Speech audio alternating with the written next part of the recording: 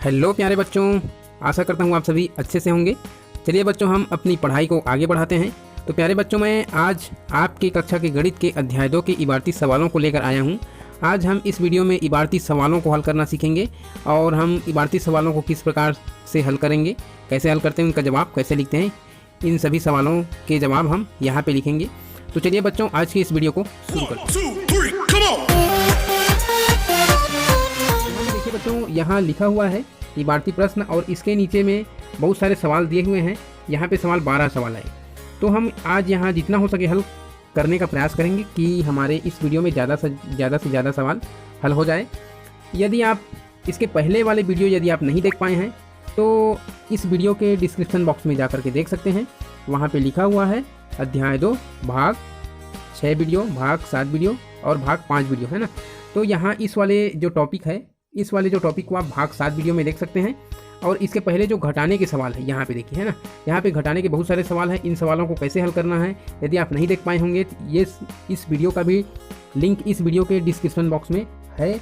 और इस वीडियो का जो लिंक है उसमें लिखा है भाग 6, है ना, वहाँ पे लिखा है चैप्टर नंबर 2 पार्ट 6 वीडियो।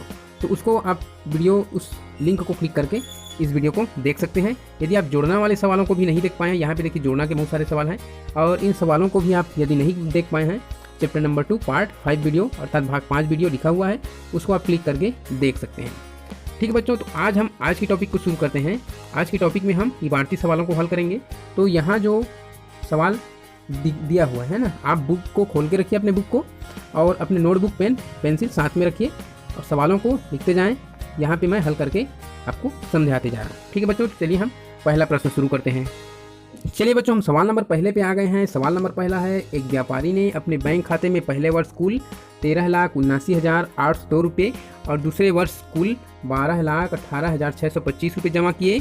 तो आगे क्या पूछा जा रहा है, बताओ उसने इन 2 वर्षों में कुल कितने रुपये जमा किए। ठीक है, अब यहाँ पे एक बात ध्यान रखने वाली बात है बच्चों, जब तक आप प्रश्न को समझ कर बार बार पढ़कर समझेंगे नहीं तब तक आपको समझ नहीं आएगा कि हमको इस सवाल में करना क्या है, कौन सी संक्रिया करनी है, जोड़ना है कि घटाना है, ये समझ नहीं आएगा। इसलिए आपको बार बार पढ़ना है, प्रश्नों को बार बार आप पढ़ेंगे तब आपको समझ में आएगा कि इस सवाल में हमको करना क्या है, जोड़ना है या घटाना है, गुणा करना है या भाग करना है। ठीक है ना, तो आप बार बार पढ़ेंगे। आप अपने नोटबुक साथ में रखें, पेंसिल साथ में रखें, ठीक है, और बुक को खोल के रखें पढ़ते समय। तो यहाँ पर हम देखते हैं कि हमको करना क्या है। इसमें आपको समझाया है कि पहले साल इतने रुपए जमा किए, 13,79,802 रुपये। दूसरे साल उसने अपने खाते में जमा किया 12,18,625 रुपये। अब पूछा जा रहा है कि इन दोनों वर्षों में कुल कितने जमा किए, अर्थात हमको क्या करना पड़ेगा, दोनों साल उसने कितने कितने जमा किए हैं उसको हमको मिलाना पड़ेगा। और मिलाने का मतलब क्या होता है, जोड़ना होता है। अर्थात इस सवाल में हमको जोड़ने की संक्रिया करना है। ठीक है, तो चलिए हम जोड़ने की संक्रिया फिर करते हैं। तो आंकड़े क्या है हमारे पास, देखिए पहले वर्ष जमा किए 13,79,802 रुपये। ठीक है, और दूसरे वर्ष जमा किए 12,18,625 रुपये। ठीक है, यहाँ पे लिखते समय आपको ध्यान रखना है कि इकाई वाली अंक इकाई से मिलना चाहिए, सीधे में होने चाहिए, आगे पीछे नहीं होना चाहिए। उससे आपके सवाल गड़बड़ हो सकते हैं, जवाब गलत हो सकते हैं, उत्तर गलत आएंगे। ठीक है ना, तो ये लिखते समय आपको ध्यान रखना। मैंने यहाँ से बराबर स्थान से लिखना इसलिए शुरू किया है क्योंकि दोनों संख्याएं 10 लाख के स्थान तक की है, इसलिए, है ना, तो आपको ध्यान रखना है लिखते समय। तो चलिए हम जोड़ने की प्रक्रिया शुरू करते हैं।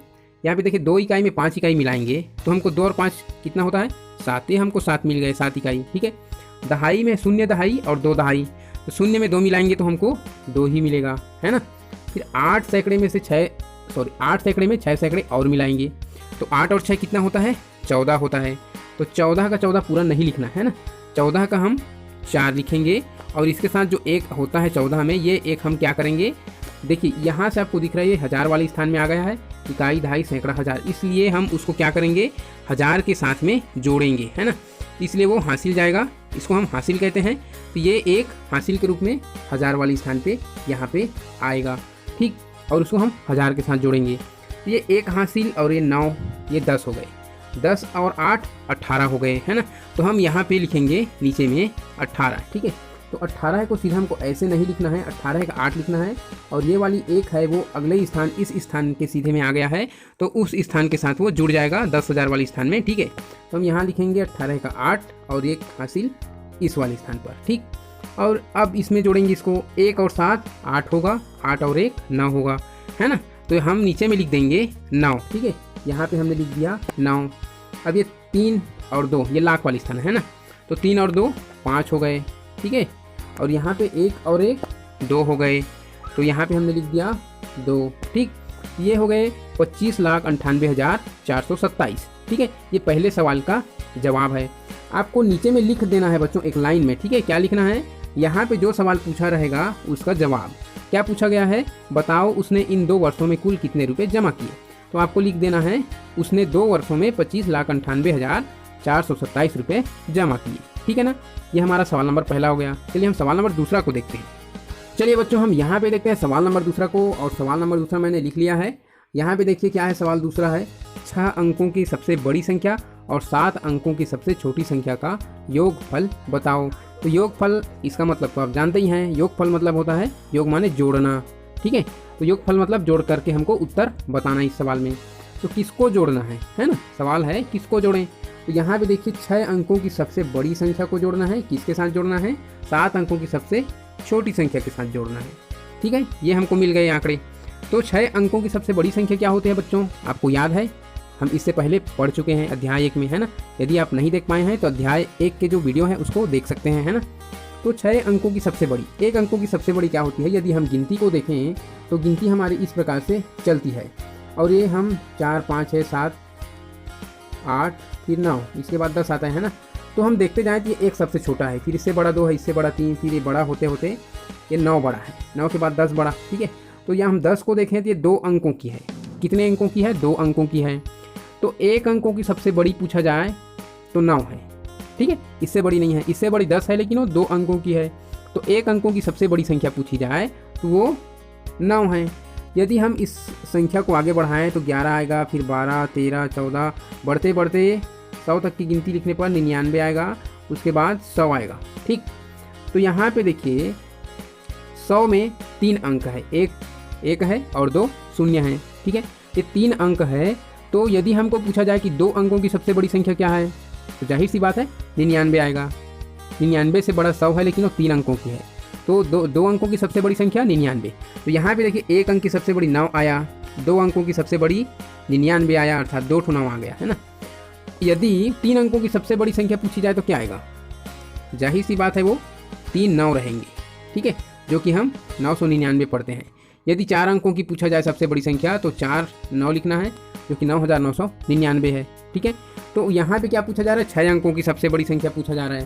तो 6 अंकों की सबसे बड़ी संख्या में क्या आएगा, हम 6 9 लिख देंगे, ये हो जाएगा 6 अंकों की सबसे बड़ी संख्या। ये हो गए 6 अंकों की सबसे बड़ी संख्या, ठीक है। ये क्या है, 9,99,999, ठीक। अब क्या पूछा जा रहा है कि 7 अंकों की सबसे छोटी संख्या। तो जब हम गिनती लिखते हैं बच्चों, आपको याद होगा 1 2 शुरू करते हैं, ठीक है। तो इसमें सबसे छोटी संख्या 1 है, ठीक। और 9 के बाद जैसे ही हम 10 लिखते हैं तो 10 क्या है, ये 2 अंकों की सबसे छोटी संख्या है। तो 1 अंकों की सबसे छोटी संख्या 1 मिला हमको, और 2 अंकों की सबसे छोटी संख्या 1 और 0 अर्थात 10 मिला। 3 अंकों की सबसे छोटी संख्या 100 मिलेगा हमको, ठीक। आपको समझना है, ये 3 अंकों की सबसे छोटी संख्या है। 3 अंकों से इससे छोटी और छोटी संख्या नहीं है, 100 से छोटी 99 है, लेकिन वो 2 अंकों की होती है। हमको 3 अंकों की बताना है, तो 3 अंकों की सबसे छोटी संख्या 100 है, ठीक है ना। अब हम इसके सीक्वेंस को देखिए, आप क्रम को देखिए कैसे आगे बढ़ते जा रहा है। हमने 1 अंक का सबसे छोटी संख्या लिखा, 1 आया, 2 अंकों में 1 के साथ 1 शून्य बढ़ गया। 3 अंकों की सबसे छोटी संख्या लिखे तो 1 के साथ 2 शून्य बढ़ गया। यदि हमको पूछा जाए 4 अंकों की सबसे छोटी संख्या, तो जाहिर सी बात है वो 1 आएगा और इसके साथ में 3 शून्य बढ़ जाएंगे। ये हो गया 4 अंकों की सबसे छोटी संख्या। तो यहाँ पे 7 अंकों की सबसे छोटी संख्या पूछा जा रहा है, ठीक है। तो 7 अंकों की सबसे छोटी संख्या में हम क्या करेंगे, 1 के साथ 6 शून्य लगा देंगे, तो हमारे पास वो मिल जाएंगे। तो यहाँ पे 1 के साथ 1 2 3 4 5 6, ठीक है। अब ये 7 अंकों की सबसे छोटी संख्या बन गई। आप गिन सकते हैं 1 2 3 4 5 6 7, ये 7 अंक हो गए, है ना। ये 7 अंकों की सबसे छोटी संख्या हमने लिख दिया। अब क्या करना है, योगफल बताना है, योगफल अर्थात जोड़ना। तो चलिए हम इसको जोड़ देते हैं, है ना। 9 में शून्य जोड़ेंगे तो 9 ही आएगा, ये सारे के सारे 9 ही रहेंगे, 5 6 और ये 1 का 1 रहेगा, ठीक है ना। तो यहाँ पे क्या था, हमारे पास जो पहली संख्या थी वो क्या थी, 9,99,999 है ना, नीचे में 10 लाख, तो 9 लाख में 10 लाख और मिल गए तो कितने हो गए, 19 लाख है ना, 19,99,999। ये सवाल नंबर दूसरे का जवाब आया। ठीक है बच्चों, हम सवाल नंबर तीसरा देखते हैं। चलिए बच्चों, हम सवाल नंबर तीसरे पे आ गए हैं। हमारा सवाल नंबर तीसरा है, एक शहर की जनसंख्या 6,52,561 तथा दूसरे शहर की जनसंख्या 7,11,332 है। तो बताओ दोनों शहरों की कुल जनसंख्या कितनी है। अब यहाँ पे आपको सवाल को समझना है, इसमें हमको जोड़ना पड़ेगा या घटाना पड़ेगा। ठीक है, तो यहाँ पे दो शहरों की जनसंख्या हमको दिखा दी गई है जो कि दोनों अलग अलग है। दो अलग अलग शहर की जनसंख्या है तो अलग अलग होंगे ही, और इन दो अलग अलग जनसंख्या को, दोनों शहरों को मिलाकर पूछा जा रहा है कि दोनों शहरों की कुल जनसंख्या कितनी है। तो जाहिर सी बात है, दोनों शहर की जनसंख्या को बताने के लिए हमको दोनों शहर की जनसंख्या को मिलाना पड़ेगा, है ना। तो मिलाने की संक्रिया अर्थात जोड़ने की संक्रिया, ठीक है ना। तो यहाँ पे हमको इस सवाल में हमको जोड़ना पड़ेगा। तो चलिए हम बच्चों हम जोड़ते हैं। आंकड़े क्या है, पहले शहर की जनसंख्या क्या है, 6,52,561 है, ठीक। दूसरे शहर की जनसंख्या क्या है, 7,11,332 है, ये हमने लिख दिया है ना। अब यहाँ पे समझने की बात कि हमारी जो संख्या हम लिखे हमने वो इकाई इकाई के साथ होने चाहिए, दहाई दहाई के साथ, सैकड़े सैकड़े के साथ, ये सीधे सीधे होने चाहिए बिल्कुल, है ना। तभी हमारा जो सवाल है सही हल होगा। तो चलिए हम जोड़ते हैं, 1 और 2, 1 और 2 इकाई, ये हो गए 3 इकाई, ठीक है ना। दहाई में देखिए 6 दहाई और 3 दहाई, 6 और 3 9 दहाई। सैकड़े में 5 और 3 है तो 5 और 3 8 सैकड़े। हज़ार में 2 और नीचे 1 तो 2 और 1 3,000 हो गए। 10,000 वाले स्थान पर 5 और 1 तो 5 और 1 6 हो गए। लाख वाले स्थान पर देखिए 6 और 7 तो 6 और 7 13 हो गए, ठीक।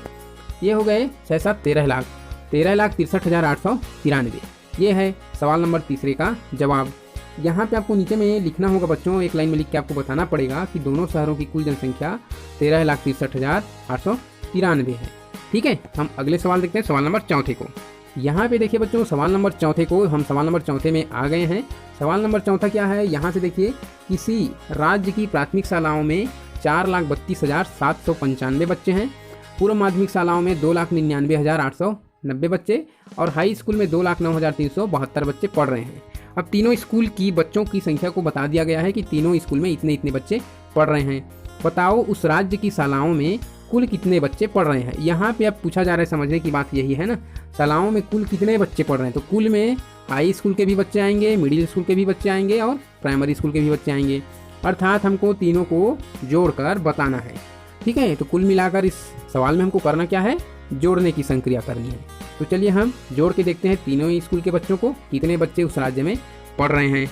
तो हम पहले प्राइमरी स्कूल की आंकड़े को लिख लेते हैं। प्राइमरी स्कूल में कितने हैं, 4,32,795, ठीक है ना। दूसरा क्या है, मिडिल स्कूल वाले 2,99,800, ये 9 है ना, 99,890 हैं, ठीक है। और तीसरी जो आंकड़े हैं हाई स्कूल के, ये है 2,09,372, ठीक है। ये इतने बच्चे हैं। अब तीनों को हमको क्या करना है, मिलाना है। तो 5 में 0 है और 2, तो 5 और 2 इकाई कितने हो गए, 7 इकाई, ठीक। ये हमने 7 लिखा। और यहाँ सैकड़े दहाई वाले स्थान पर 9, फिर नीचे 9, 9 और 9 18 हो गए। 18 नीचे से कितना है, 7, तो 18 और 7 कितने हो गए, 25। 25 के हमको लिखना है 5 और 2 हासिल आएगा सैकड़े वाले स्थान पर, ठीक है। तो इन सबको एक साथ जोड़ना है। फिर ये 2 और 7 9 हो गए, 9 और 8 कितने हो गए, 17 हो गए, है ना। और ये 3, 17 3 20 हो गए। तो 20 का हमको क्या लिखना है, 0 को लिखना है, और 2 जो है 20 का 2 वो अगले स्थान में हासिल बन के आएगा। ये 2 हासिल बन के आ गए। अब इसको 1000 वाले स्थान पे जोड़ना है। तो 2 और 2 4, 4 और ये 9 13, 13 और 9 22 हो गए फिर, है ना। तो 22 का हमको 2 लिखना है और हासिल 2 अगले स्थान पे जाएंगे। ये हो गए 22 का 2, अगले स्थान पे 2 हासिल आ गए, ठीक है।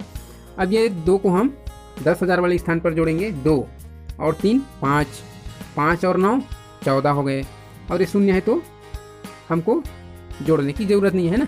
9 5 14, तो 14 का क्या लिखेंगे हम, 14 का 4 लिखेंगे और हासिल 1 अगले स्थान में जाएगा। तो ये अब लाख वाले स्थान पर पहुंच गए हैं ना हासिल। तो ये 1 और ये 4 5 हो गए, 5 और 2 7, 7 और 2 9 हो गए है ना। तो नीचे हम लिख देंगे 9, यहाँ हमने लिख दिया 9। यहाँ पे देखिए सवाल का जवाब कितना आया, 9,42,057। तो उस पूरे राज्य में 9,42,057 बच्चे पढ़ रहे हैं। यहाँ उत्तर लिख के आपको बताना पड़ेगा कि उस राज्य की शालाओं में कुल 9,42,057 बच्चे पढ़ रहे हैं। ठीक है बच्चों, ये सवाल नंबर 4 हुआ। आगे के सवाल को देखते हैं, आगे क्या सवाल है। यहाँ पे देखिए बच्चों, हम सवाल नंबर 1 2 3 और नीचे में जो सवाल है 4, इन चारों सवालों को हमने हल कर लिया। और ये 5वें और 6वें सवाल, ये 2 सवाल आपके लिए होमवर्क है। इन दोनों सवालों को आप हल करके हमारे ग्रुप में शेयर करेंगे, और जवाब कितना आया, इन दोनों सवालों के उत्तर कितने कितने आए हैं, उसे आप कमेंट बॉक्स में कमेंट करके ज़रूर बताएंगे। ठीक है बच्चों, आज के लिए बस इतना ही। अगली वीडियो में हम 7वें सवाल से पूरे 12वें सवाल तक हल करेंगे। तो आज के लिए बस इतना ही। आप वीडियो से बने रहे, इसके लिए आपको थैंक यू सो मच।